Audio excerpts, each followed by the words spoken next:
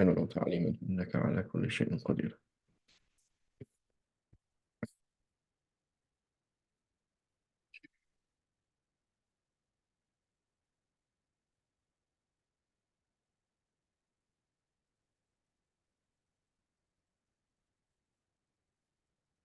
This says chapter 19, encouraging mercy, rahmah, between believers and neighbors, and also choosing friends. عن جرير بن عبد الله البجلي. Give me 1 second. There's one animal that wants to be shown mercy and come in the room too. So inshallah we will show him mercy inshallah. 1 second.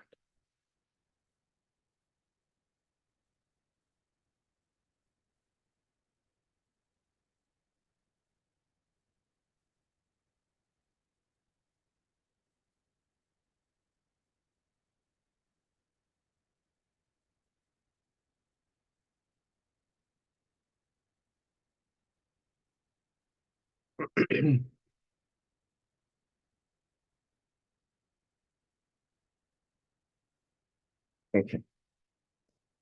So عن النبي صلى الله عليه وسلم أنه قال لا من لا يرحم الناس لا يرحمه من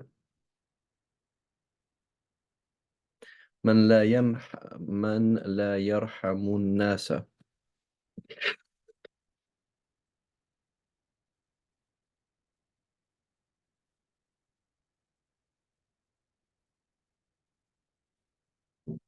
So it's either لا يرحمه الله, right? So من لا يرحم الناس لا يرحمه الله عز وجل. So it should be whoever is not nice and merciful and kind to others, Allah subhanahu wa ta'ala does not show mercy and kindness to him. Right? So unbelievably important hadith, being nice. Whoever isn't nice, whoever isn't kind. So mercy, when we translate it as rahmah, is not the best translation really, because mercy often is a sense of not punishing when you can. Right? You can play a game called mercy. Right? A game called mercy is where you link hands and you push the other person's hand back, okay, until their hand hurts, and they lose by saying mercy. That's a game, right? So you push the hand back, so they're in a vulnerable situation and they are hurt, and they need you to be merciful to them and not punish them or not hurt them even though you can. Is that what rahmah means? No. So is it true that Allah subhanahu wa ta'ala is in a position like that Allah subhanahu wa ta'ala is in a position where he could harm us and could punish us, but out of mercy, out of kindness and forgiveness, he doesn't? That's like clemency and halim, right? But rahmah is from the word rahim, which is the womb, right? The womb. So what is the relationship of the womb to the baby in the womb? Kindness, comfort, protection, support, goodness, care, right? This is what it means. This is rahmah, right? So if you don't care about other people, if you're not kind towards other people, if you're not nice to other people, that's what it means, right? So very, very important. Bismillahir Rahmanir Rahim. In the name of Allah, the most merciful, the most kind, compassionate, caring, kind, sympathetic, right? These are the kind of words that we're talking about. They're very, very important. وعن عبد الله بن عمرو رضي الله عنهما عن النبي صلى الله عليه وسلم أنه قال الراحمون يرحمهم الرحمن ارحموا من في الأرض يرحمكم من في السماء. So Abdullah ibn Amr. This is Abdullah ibn Amr ibn al-As. Ibn al-As. Okay, well, Abdullah ibn Amr ibn al-As, not. So this is Abdullah ibn Amr ibn al-As, not Abdullah ibn Umar. Right, so the Prophet ﷺ said, merciful people will be shown mercy, or nice people will be shown niceness, or kind people will be shown kindness by the all-merciful, by the Rahman. show mercy on those on earth, and the owner of heavens, or he upon high, you could translate it as well. He upon high. Sama means kullu ma alaka fahuwa sama. Every single thing above you is called sama. Allah subhanahu wa ta'ala is above us. Right? Not physically, of course. Allah subhanahu wa ta'ala is upon high, shall show mercy to you. وعن المقدام ابن معدي كرب رضي الله عنه عن النبي صلى الله عليه وسلم أنه قال إذا أحب الرجل أخاه فليخبره أنه يحبه. مقدام ibn Ma'di Kerib narrates that the Prophet said, when a man loves his brother or likes his brother, you translate it as like or love, he should tell him he likes him / loves him, right? So this is part of kindness and compassion, and part of kindness and compassion is being generous with words. Many people are cheap with words. They're not able to say sorry, or they're not able to praise, or they're not able to express themselves. That's very important.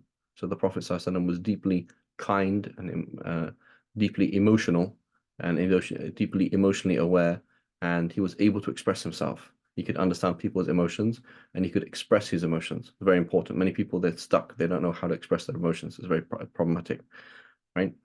And so it's very important to do that. You're cheap. Like you like somebody, you should tell them, for the sake of Allah, I really like you. You should say that to somebody. Obviously, not to the opposite sex, for example. You shouldn't say that's not appropriate.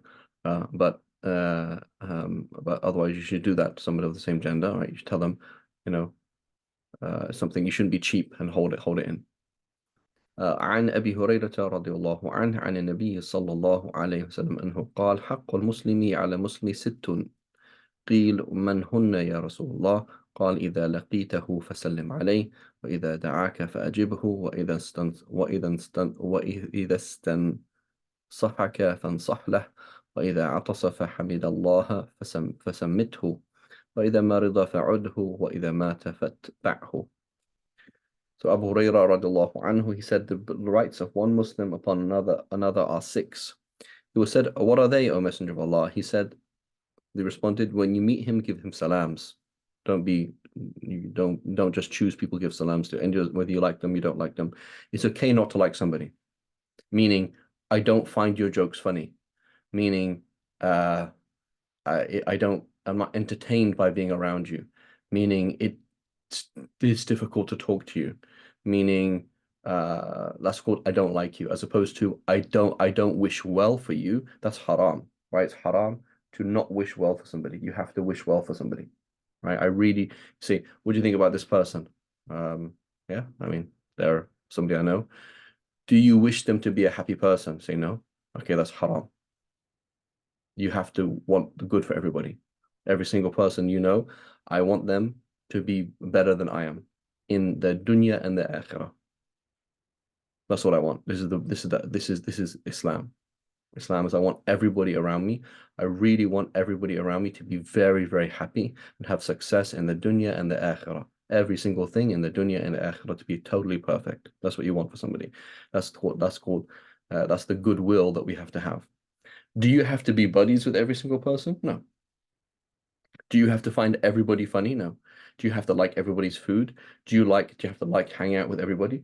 Do you have to like being with everybody? The answer is no. Right? But you do have to give salams. Right? You do have to give salams.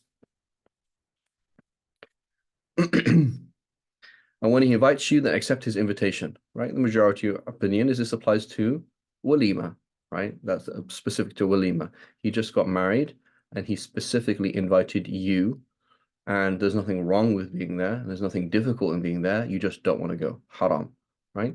But it's possible as well that it applies any invitation, right? Invite him for food, invite for a cup of tea, whatever it is. So again, as long as there's nothing inappropriate, there's nothing haram, something like that, then this is what we should do, right? It's a way, again, emotional, just about our emotional generosity to accept an invitation, to spend of one's time. Many people, They can spend money, but they won't spend time. So would you donate $10? Would you donate $20? Would you donate $100? Would you not donate $1,000? But could you donate $1,000 in emotional energy? They wouldn't do it, right? And this includes, again, spending time with people you don't particularly like. You don't particularly like your neighbor, but invite them around anyway. You don't really, you kind of find their company boring. It's kind of weird talking to them, right? So giving people emotional gifts like inviting them or accepting their invitation, etc. And when he asks advice or asks you to be genuine, you could say, you advise him, right? Is this a good place to buy a car? Ask your dad. No, like if you know, then answer. Right? Be genuine. Give the person that advice. You be caring, concerning. You care. Have a nusх لكل Muslim, to have genuineness. Being right. You have goodwill to everybody, and you actively have goodwill. Meaning you see him in a difficult situation, you're like, brother, I don't advise you to buy a car from this place. Their cars are really bad. As opposed to, oh, your problem, right? Too bad. I don't care. Your problem. Something's off in his life. Something's different, whatever it is. You really want the care and concern for them, right? You shouldn't be, what's the word? You shouldn't be pry and offer advice when there genuinely is no need for advice. Somebody wants to do something, or why are you getting involved, right? Some people are very nosy and that kind of thing. But if you genuinely see harm, you should go and tell them, say, bro, or indirectly at least, does that person know that what they're doing is very dangerous? And they're like, yeah, they do. Okay, fine. But if they don't, for example, and when he sneezes and praises Allah, I says, Alhamdulillah. He says, Yarhamukallah. And when he falls ill, he visits him. And when he dies, to follow him, i.e., in the funeral procession. Right? They die, you're gonna go and pray at their prayer and follow them to the grave. Again, assuming there's nothing inappropriate, or there's some other reason. وعن أبي هريرة رضي الله عنه عن النبي صلى الله عليه وسلم أنه قال المستشار مؤتمن. That there's Abu Hurairah narrates that the Prophet said, he whose counsel is sought must give the correct counsel, right? Or must keep the secret, right? You could put that as well. Must not keep secret, what's the word?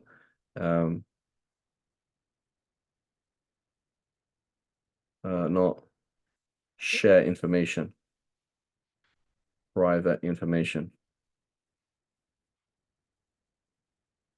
So the fact that you're being asked, al-mustashar, the fact that someone's asking you advice means, A, that you are being entrusted by Allah to give the best counsel that you can think within your power.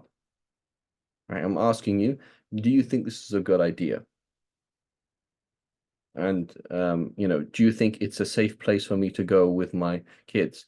Do you think it's a good, would you advise somebody moving to this area?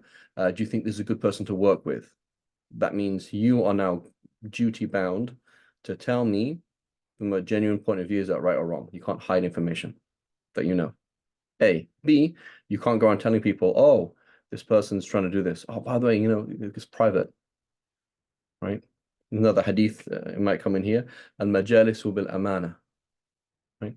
That private settings are private, meaning if I ask you something privately, the default is that's private.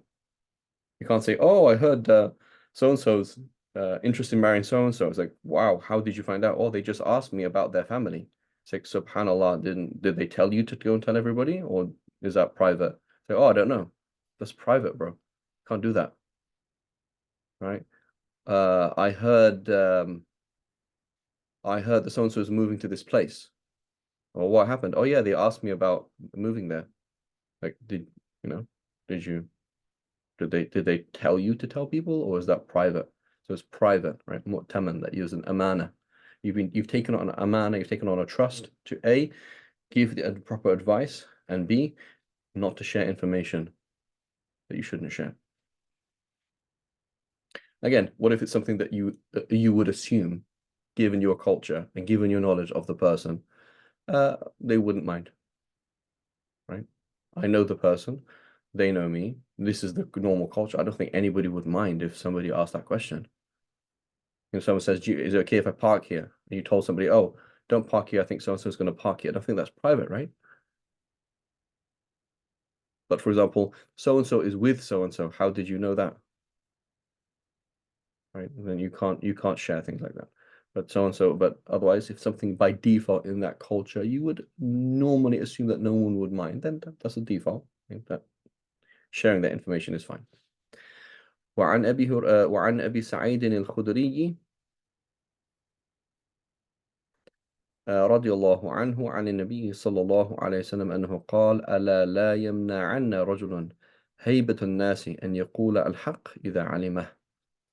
So Abu Sa'id al-Khudri radiallahu anhu, he said, listen, a man should not be prevented due to fear of people from saying the truth when he knows it. Oh, what people be, it's embarrassing if I say that. What will people say? No, it's truth. How you say it, yes, you can change the way you say it. When you say it, yes, you can select the how, but you have to say it. You can't not say it. وعن أنس بن مالك رضي الله عنه عن النبي صلى الله عليه وسلم أنه قال انصر أخاك ظالما أو مظلوما قالوا يا رسول الله هذا تنصره مظلوما فكيف تنصره ظالما قال تأخذ فوق يديه. Anas ibn Malik radiallahu anhu narrates that the Prophet said, help your brother, i.e., number one, every single other person, treat them like your brother and sister. Right? How would every single person out there is your brother and your sister? Whether he oppresses, whether he does the wrong thing, or he is oppressed, whether someone's doing something wrong to him.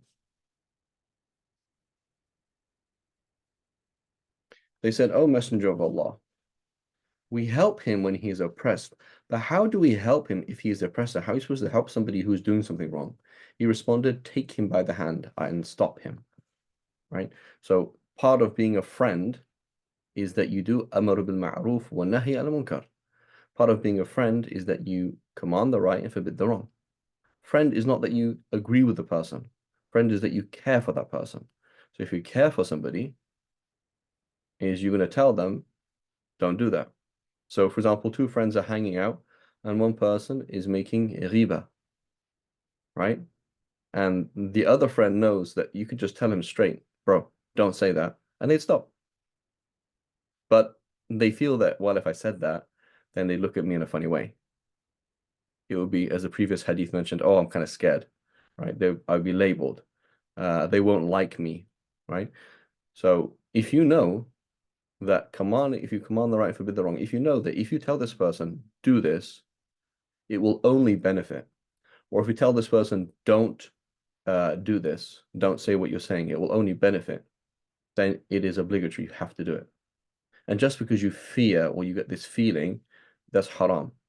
You shouldn't do that. You should say, Ya Hayyu Ya Qayyum, Ya Allah, call upon Allah, Ya Qawi, O Allah who is strong, Ya Mateen, O you who is solid, help me and do what is right. And tell the person, say, talk to them privately and say, bro, can I talk to you a second? What you just said was haram. Stop making riba. That's called riba. That person doesn't want you to say stuff like that. Stop doing it. Okay? That's called being a friend. Being a fake friend is the kind of person who all I want them to do is just agree with me. All I want to do is just be accepted.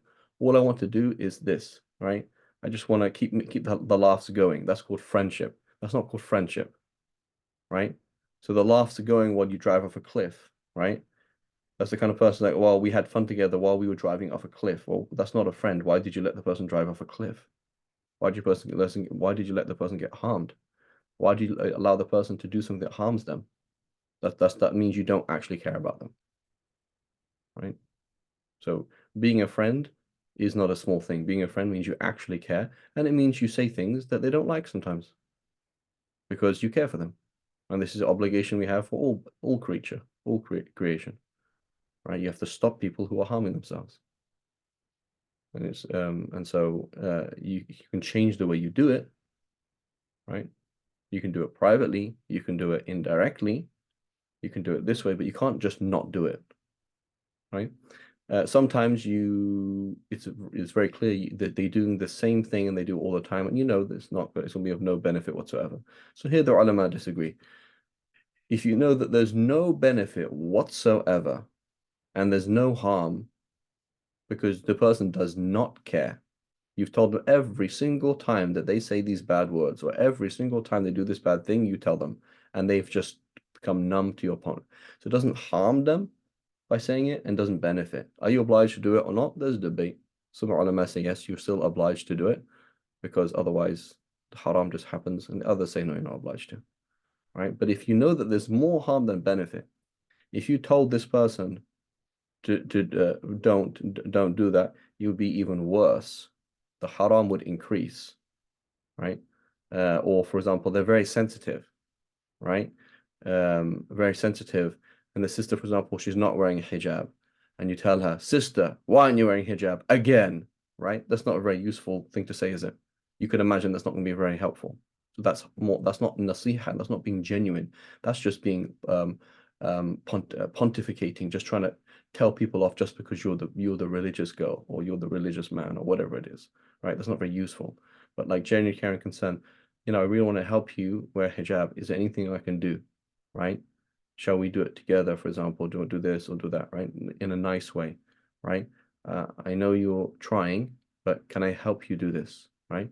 And so, there are certain people at certain times where certain things are very, very sensitive, and you have to do things in very indirect ways, but you can't do nothing, right? You can't just do nothing, right? But you just have to pick your battles. So again, if there is benefit, you got to say something. If there is no benefit, it's debated. If there was benefit and the harm is greater than the benefit, then no, you don't have to do it. Right? But most of the time, what happens is we imagine we are scared. By default, we are sheep and we want to follow and we don't like to go against the grain and we don't like to say things that people don't like. And so we continually just agree with everybody and let the haram happen. And then the riba happens, backbiting happens all the time, and it's just okay. Bad words are said, and it's just okay. And people do the wrong things, and we are really not nice people. Meaning we are letting bad things happen, A, and B, we're not showing any genuine concern. We're being too much of a chicken to actually care for other people, which is not nice. And the person in Judgment Day will say, "Why didn't you help me, for crying out loud? You were there. I was doing this wrong thing. You didn't say a single thing. Why didn't you help me? Why didn't you care about me?" And you're like, "Yeah, but it was just too awkward. I was too scared of you." Right? And we should not be scared. أَتَخْشَوْنَهُمْ فَاللَّهُ أَحَقُّ أَن تَخْشَى. Allah subhanahu wa ta'ala says, are you dead scared of them? Don't be dead scared of them. Be dead scared of Allah. He has a better right to be dead scared of. Right? And so this is a huge thing. It's not a small thing. This is a daily basis, right? Daily basis, we're going to be in these situations. We're dealing with people, and we're like, man, this is a fight. This is a battle. And again, you could be sometimes too harsh and sometimes too chicken, right? But we shouldn't be chicken and we shouldn't be harsh. We should be on the haqq. There's a difference. Right? The Prophet would say things like, it's haram to make riba, and none of us should make riba. So he wouldn't be like, why are you making riba? They say, yeah, I think we should all, starting with myself, stop making riba. See how that's more indirect, right? I think all of us should try and starting with myself, we should all try and do what is right. Let's all look at things in our life that are not right, and let's try and not do them. They know you know what you're saying, but you're saying it in a very different way, right? It's quite a difficult thing to do, and you will make enemies at certain times. You will make mistakes in your judgment of how to say things. But you can't just not do anything and just be chicken, because that's not, it means you don't care really about the other people, and it means you're more scared of other people than you are of Allah, which is not right. وعن عائشة رضي الله عنها عن النبي صلى الله عليه وسلم أنه قال: الأرواح جنود مجندة فما تعارف منها ائتلف وما تناكر منها اختلف. Aisha radiallahu anha, she said, souls are regimented soldiers. Right? They're like soldiers put into different groups, platoons. So souls who knew each other in the realm of souls become friendly in the world. And the souls who are not friendly with each other in the realm of souls differ with each other in this life. right? So if you find an affinity with somebody and this person is a very bad person, then you have a big problem. Like you really like their jokes, you really like the way they talk about things. You just feel good in their presence, but they're actually really bad. Like they don't believe in Allah or they don't obey the Sharia, then you have a problem. That means that's who you are. But if you have an affinity with people who love Allah subhanahu wa ta'ala and they love His Messenger, and you feel like that's who I want to be with, right? That's a good thing, and you should be with those people. وعن أبي موسى الأشعري رضي الله عنه. So what does this mean then? It means a lot of these things, this is particularly relevant for teenagers, right? And for youth, is that your friends don't necessarily have to be teenagers or youths. Because what you're going to do is look up at that world. The world, 70%, 80% of the world doesn't care about Allah anyway at all. Of those 20% that's left, what maybe like 1% of those want to do things properly. So that means you're going to have very specific friends. They may be younger than you, and they may be much older than you, and they may be in different countries, right? And now with technology and the ease of communication, you might be on a WhatsApp group, for example, with somebody in Russia, with somebody in South Africa, with somebody in Venezuela, and you are a totally different stage of life than them, but you share similar goals. All of us, for example, we love Allah, we love His Messenger. We're all talking about prayer. This is the thing that we do, right? You might be on a group, for example, people who try and finish the Quran every month. And it's like there's somebody there who's in China, right? And their English is totally broken. And they have 4 kids and they're 45. They're totally different to you. So when you're buddies with just people of your same age, that means the age is the thing that brought you together, which is kind of fake. When you have your buddies with people, for example, who are doing the same thing, like education, that means it's kind of like the thing that ties us is education. Now, obviously, that kind of makes sense because you're kind of doing similar things, but that's not really friendship. That's just kind of like a practicality, right? Who's doing the same courses, who's doing the same job, who's on same LinkedIn thing, who's buying the same kind of whatever it is, people interested in buying houses or whatever, or business. That's not really friendship, but it means you're going to have people in your lives that are 50 years older than you or 50 years younger than you, and you're going to have this affinity with them because they make sense. Their world makes sense to you, and your world makes sense to them. Right? And you find it, and so, but it also means that you're going to have very, very few friends because most people are not on the haqq at all, and they don't want to do what is right. وعن أبي موسى الأشعري رضي الله عنه عن النبي صلى الله عليه وسلم أنه قال: مثل الجليس الصالح والجليس السوء كحامل المسك ونافخ الكير، فحامل المسك إما أن تحذيك وإما أن تبتاع منه وإما أن تجد منه ريحا طيبة، ونافخ الكير إما أن يحرق ثيابك وإما أن تجد ريحا خبيثة. Abu Musa al-Ash'ari radiallahu anhu, he said the example of pious company, good company, and impious company is like perfume seller and a blacksmith. As for the perfume smeller, he will either share some with you, so you buy some, so it smells nice, or you purchase some musk from him.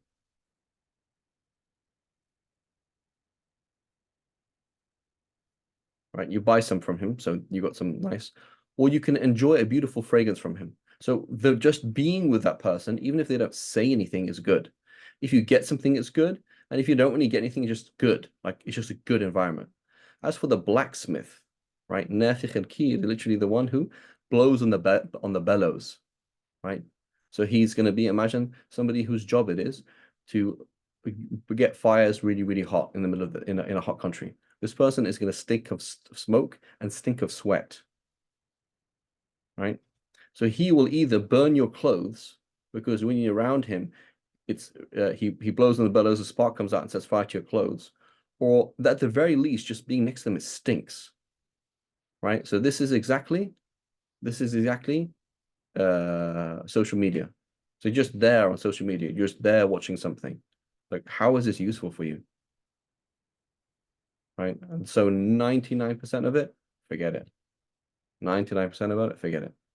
It's not going to help you, it just harms you, just giving you the wrong message, right? And you just continually, and so that's why we have to be very, very, very selective of who we hang out with, very, very selective of what we watch, very selective of any of these things. Right? وعن أبي سعيد الخدري رضي الله عنه عن النبي صلى الله عليه وسلم أنه قال لا تصحب إلا مؤمنا ولا يأكل طعامك إلا تقي. Abu Sa'id al-Khudri writes that the Prophet said, take none as a close friend except a believer. Your food should not be eaten except by a God-fearing person. You could translate it as only break bread with.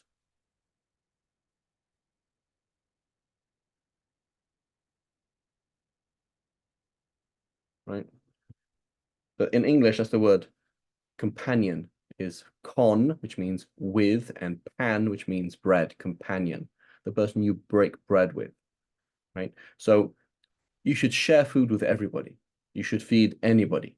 You should be nice to everybody. But your buddy should be very, very select people. Only people that help you in your akhirah. That's your buddy, right? And if there's only one person or two people, three people, fine, right? And the person the person you find an affinity with, you really want to be with, is a person of taqwa, right? When the halal haram comes, they're not like, oh, it's okay, right? It's like, no, they're going to person saying, they're going to person who's going to help you. Say, I don't think your clothes a little bit too tight. I wouldn't wear that if I was you, right? Or that's not actually good, right? You make a joke, they're like, yeah, this is going too far. We should go to sleep because we don't want to miss Fajr. That kind of person, right? The person who helps you, right?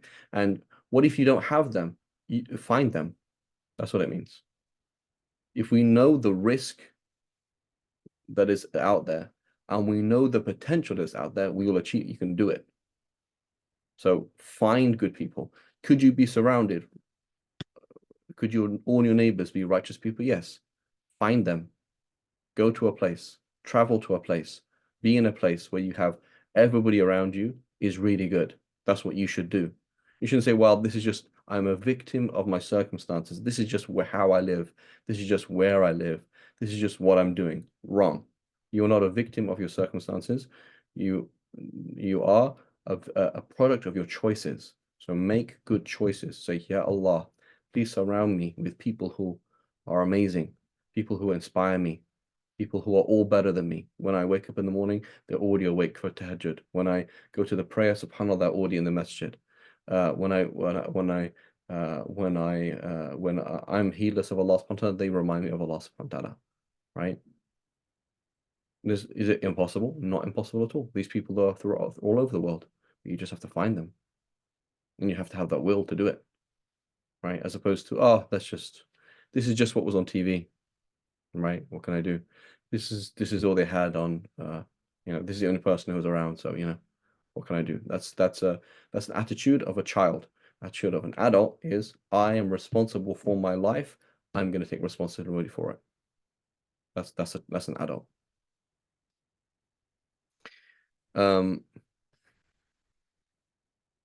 وعن أبي هريرة رضي الله عنه عن النبي صلى الله عليه وسلم أنه قال الرجل على دين خليله فلينظر أحدكم من يخالل. Abu Hurairah radiallahu anhu, he said that the Prophet said, a man will adopt the lifestyle and religious perspective of his close friend. So each of you should be selective of whom he keeps as a close friend. Right? Very simple. So all you need to do is just look at someone's YouTube feed, look at somebody's, what they're looking at WhatsApp, their groups that they're on, look at the things they're typing, not their typing, don't even look at what they're typing, right? There was a quote, I believe Sayyidina Ali said this. He said, عن المرء لا تسأل وسل عن أصحابه. He said, don't even ask about a person, right? How is Zayd? Is he a good person or a bad person? Don't even ask that question. Just ask about who Zayd's friends are. Just go look at who watches on TV, right? So this person, for example, they watch this film, or they watch this series, they watch this program. It's like, how would you watch that? How are you a believer and you watch that? Oh yeah, I just like it. It's just, I mean, I don't do those things. I just like it. The fact that you like the haram is haram. That's who you are. The fact that you're okay with it is haram. Um, that's just who, just defines who you are. وعن عبد الله بن عمرو, again here عمرو رضي الله عنهما عن النبي صلى الله عليه وسلم أنه قال خير الأصحاب عند الله خيرهم لصاحبه. He says the best type of friend in Allah's sight is the best of them to his friend. Right? So again, you bet your friend is going to tell you what you just did. Remember, that's haram what you just did. That's your friend. That's supposed to look back and say, these are the kind of people I need to be around with.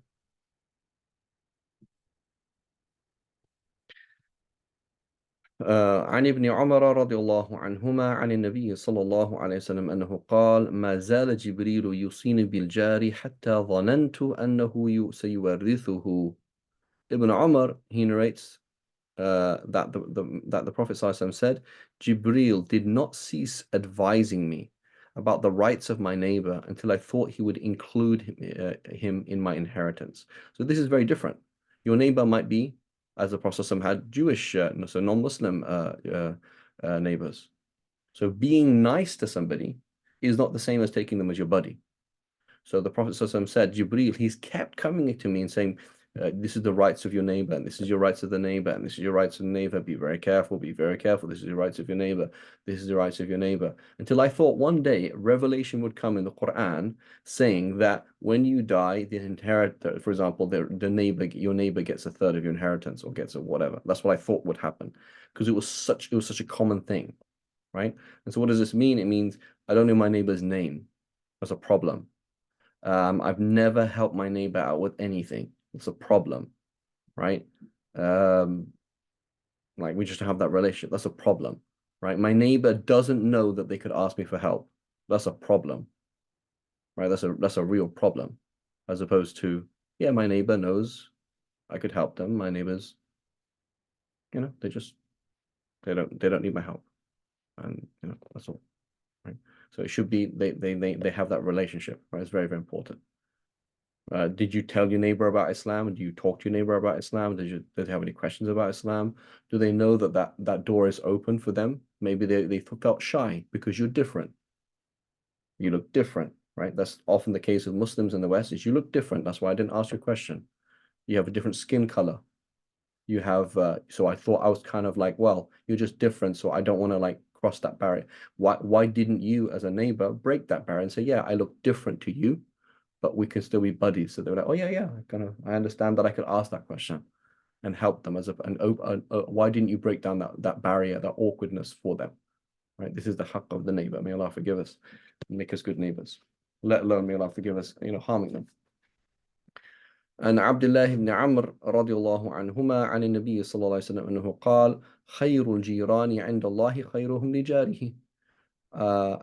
Abdullah ibn Amr narrates the Prophet said, the best neighbor in the sight of Allah is the best one to his fellow neighbor. So when you go and ask your neighbor, what do you think about me? Or you make an estimation, do you think your neighbor would find you annoying? And they're like, yeah. But it's okay, I'm in the mosque a lot. That's not good. It's not acceptable. Right? May Allah forgive us all. Okay, noble character, modesty, truthfulness, and other qualities. And Sahel ibn Sa'd radiallahu anhu عن النبي صلى الله عليه وسلم أنه قال إن الله عز وجل كريم يحب الكرم ويحب معالي الأخلاق ويكره سفسافها. Sahel ibn Sa'd as-Sa'idi radiallahu anhu, he said the Prophet said, indeed Allah subhanahu wa ta'ala is generous, or you can say noble. Kareem means also noble. And he loves generosity or nobility. He loves lofty character traits, and he dislikes lowly character, right? So, SpongeBob SquarePants, like, how is that noble, right? I remember being with my grandma, who's non-Muslim. I don't know how old I was, maybe 8, and I'm asking about watching The Simpsons. She's like, "You cannot watch The Simpsons." So, what's wrong with The Simpsons? Right? I didn't know anything was particularly bad about The Simpsons. But she's like, "No." Like, why? Because she's like, it's low character. Where's the nobility? This is a huge problem today. You look at TV today versus 50 years ago, uh, low characters everywhere. So you got to find something to watch. It has to have high character in it, right? The heroes are low, right? The heroes are not noble, right? Who's your hero? James Bond. Is James Bond a noble individual? Okay, who's your hero? Um, Batman. Is he noble and beautiful and in his character? Right? The hero, what does he do? In a normal action film, does the hero cuss? Does he say bad words? Yeah. How is that noble? That's not noble. Is he selfless? Right? Or do they throw in a lot of selfishness? Right? And so it's selfish. Yeah, so the picture you get is it's okay to be selfish. It's okay to be low, right? Whereas we want to find examples of people who are noble, nobility, right? It's better to it's better to read a book or watch a film where there's nobility in it than to watch something where there's no nobility in this. Right? What this person did is it's not noble at all, right? And so we have to fill our minds and fill our eyes and fill our ears with nobility. There's something that's high and lofty, right? And there's lots of that. You can find lots of those things. I asked a sheikh, I said, give me a book about um that's not like that's like religious. So he said, well, there's about 50,000 books we're talking about. I said, in English? I said, yeah. He said, for example, Les Miserables, right? That book is like the whole book is about selflessness. Totally amazing book, riveting book about repeated selflessness again and again and again. Tons of books like that. Tons of books. That's like noble. What was great, right? And not all things are like that, right? Some things are not, right? That not all classic works, for example, nobility. But find something you need to encourage nobility and high, beautiful character as opposed to something that's low and base, right? That Allah hates. Low jokes, that's not even funny. وعن أبي هريرة رضي الله عنه عن النبي صلى الله عليه وسلم أنه قال 7 يظلهم الله في ظله يوم لا ظل إلا ظله الإمام العادل وشاب نشأ بعبادة الله ورجل قلبه معلق في المساجد ورجلان تحابا في الله اجتمعا عليه وتفرقا عليه ورجل دعته امرأة ذات منصب I believe. Let me double check. ذات منصب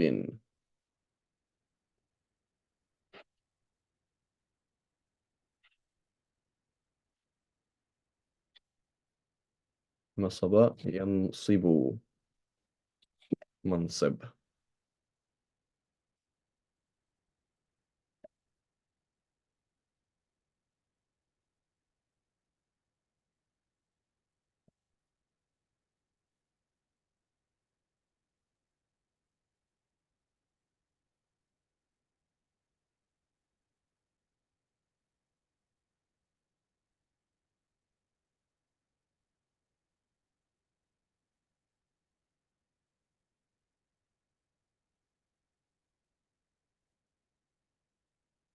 م- منصب.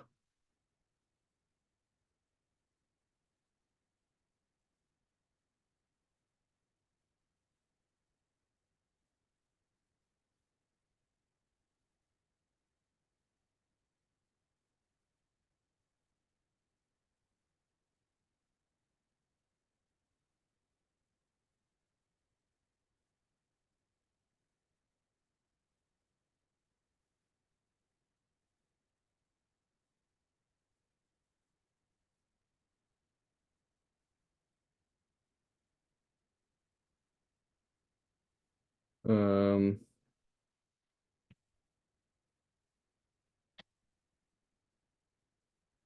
the two mansibin. Give me a second. The two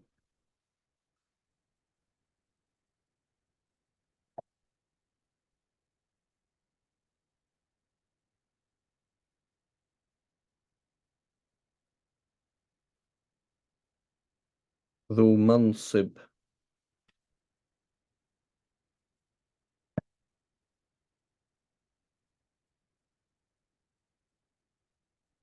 Mansib, yes.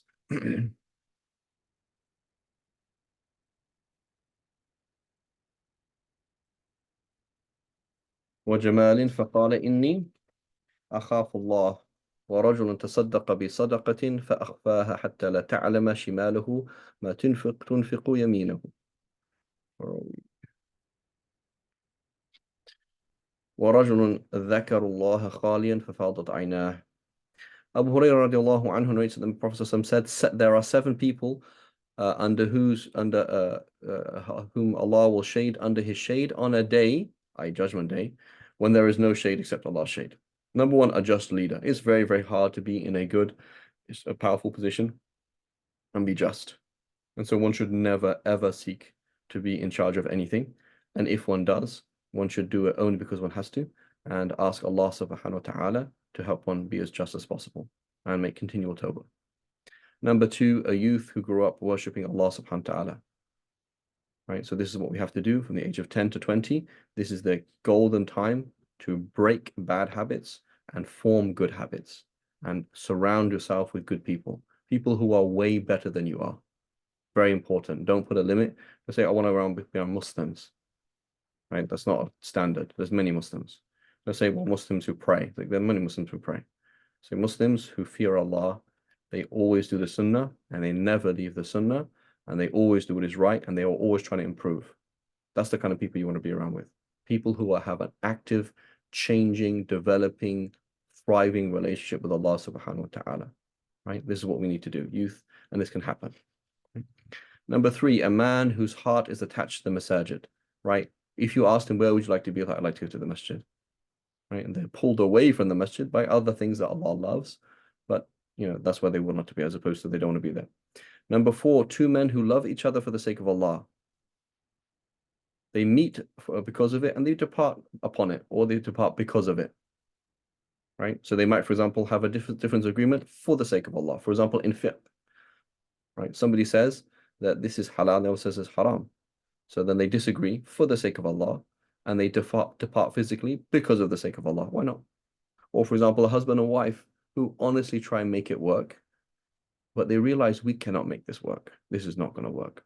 For the sake of Allah, not because I'm given up, not because I hate you or you hate me, but this honestly isn't a good situation. We should part. Right? Alhamdulillah Rabbil Alameen, and they get a divorce and they both get remarried and Alhamdulillah Rabbil Alameen help each other out in other ways.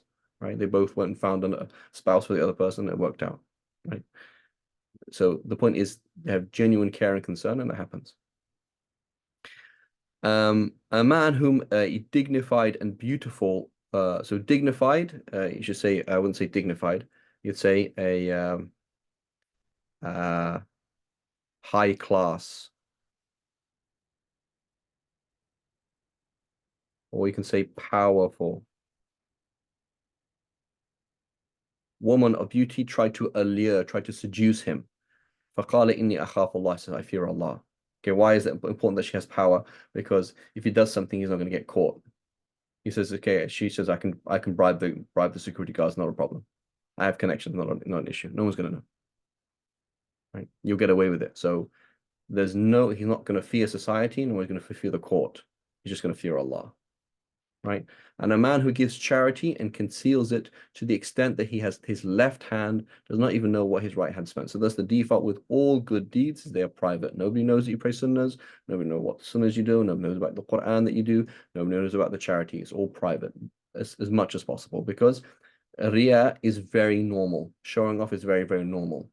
Right? It is like this hidden disease that is prevalent. So you have to be very, very careful and fight it on every single possible level. And a man who remembers Allah in solitude or remembers Allah alone, khaliyan, right? Allah alone. He remembers Allah alone. So either he's alone or Allah's alone, right? He in his dhikr, he just clicked that there is nothing at all like Allah subhanahu wa ta'ala.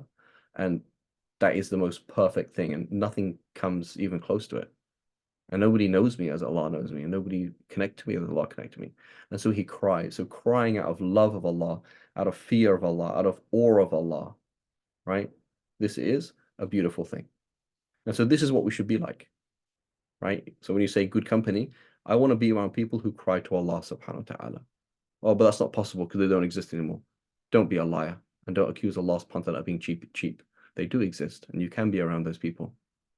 That's a lie, and they do exist. And say, Ya Allah, surround me with people who remember Allah subhanahu wa ta'ala like this. Surround me with youth who love masajid. Do they exist? Yeah. Surround me with people who are amazing. Yeah. Of course you can find people like this. Right? Don't have a bad opinion of Allah. Oh, that doesn't exist anymore. That's having a bad opinion of Allah.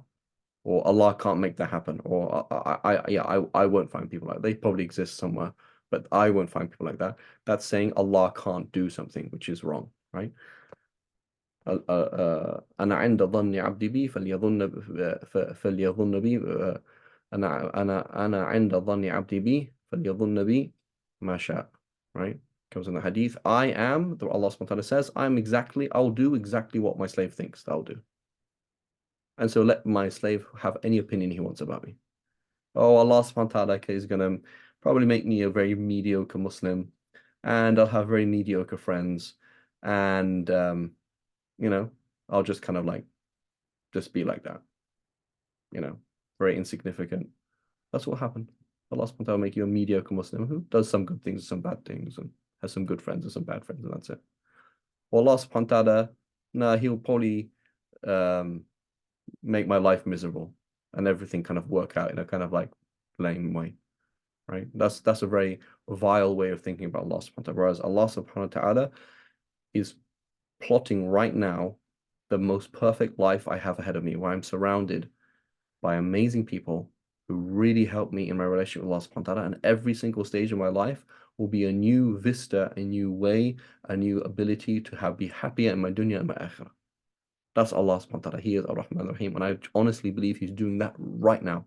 I'm super hopeful, and I'm really right. So now immediately you've come closer to Allah subhanahu wa ta'ala. Immediately Allah subhanahu wa ta'ala is planning those things anyway. Right. And then you're thinking that's realistic, and now you're going to plan for it and do these things. Right. And so it's very, very important to have a husn dhan billah, have a good opinion of Allah subhanahu wa ta'ala, and believe in the impossible, because Allah subhanahu wa ta'ala khaliqul kulli shay, can create anything He wants. And we should never limit Allah subhanahu wa ta'ala. Oh, I won't be able to make Tawbah this year. Why? وعن أبي هريرة رضي الله عنه عن النبي صلى الله عليه وسلم أنه قال الحياء من الإيمان والإيمان في الجنة. That Abu Hurairah رضي الله عنه said, the Prophet said, Haya, natural modesty, awkwardness, that you're not gross, that you're not vulgar, that you're not pushy, that you're shy. There's a level of shyness, awkwardness around the opposite sex, shyness, in fact, even with one's husband or wife, right? To some extent, you're shy to do certain things. You're shy to intrude, shy to impose on other people. This is part of Iman. And Iman is where? Iman is in Jannah.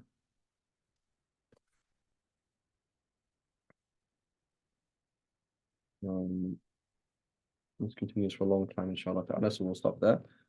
وصلى الله على سيدنا محمد وعلى آله وصحبه وسلم. سبحان الله وبحمدك أشهد أن لا إله إلا أنت نستغفرك ونتوب إليك.